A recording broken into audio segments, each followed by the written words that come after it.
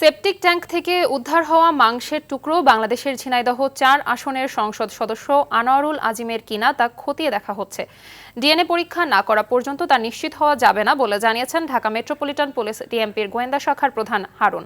এদিকে জানা গেছে, ডিএনএ পরীক্ষায় সহায়তার জন্য আগামী 2 দিনের মধ্যে কলকাতায় যাবেন নিহত সংসদ সদস্যের মেয়ে মুনতারিন ফেরদৌস ডরিন। মঙ্গলবার নিউ টাউনের ফ্ল্যাটে বর্জ্য নিষ্কাশনের পাইপ ও সেপটিক ট্যাঙ্কে নেমে তল্লাশি চালিয়ে মাংসের টুকরো ও চুল উদ্ধার করা হয়।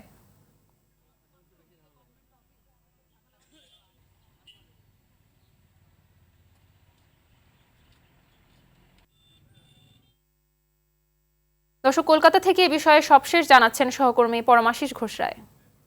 বাংলাদেশের এমপি খুনের ঘটনার কিন্তু যে নতুন মোড় নিয়েছে গতকাল 28শে মে সন্ধ্যের পর আমরা দেখেছি যে এই খুনটা হয়েছিল গত 13ই মে এবং 22শে মে পশ্চিমবঙ্গ পুলিশের সিআইডি যিনি ইন্সপেক্টর জেনারেল অখিলেশ চতুর্বেদী জানিয়েছিলেন যে এই খুনের তদন্ত কিন্তু সিআইডি ভার নিল এবং 23 তারিখ আমরা দেখলাম জিহাদ কসাই যিনি যাকে গ্রেপ্তার করা হয়েছিল 23 তারিখ এবং তারপর থেকে বারাসাত আদালতে তাকে পেশ করার পর সিআইডি তাদেরকে 12 দিনের হেফাজত পায় এবং 26শে মে কলকাতায় এসে পৌঁছন। ঢাকা থেকে ডিবি প্রধান এসছেন, তারা জানিয়েছিল যে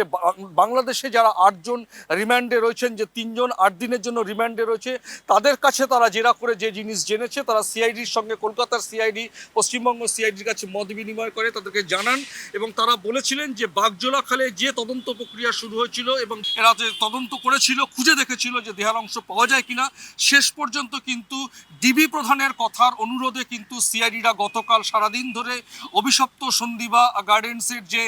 ফ্ল্যাট, সেই ফ্ল্যাটের যে সংলগ্ন যে সেফটি ট্যাঙ্ক রয়েছে সেখানে কিন্তু ভেঙে চুরে তারা কিন্তু সে সেফটি ট্যাঙ্কের ভেতর থেকে কিছু মাংসের টুকরো এবং চুল পায় এবং গতকালই কিন্তু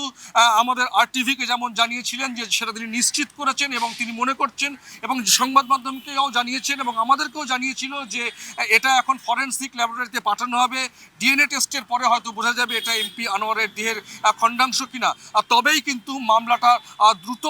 একটা জোরালো প্রমাণ সাপেক্ষে তারা কিন্তু আদালতে পেশ করতে পারবে এবং জিহাদকে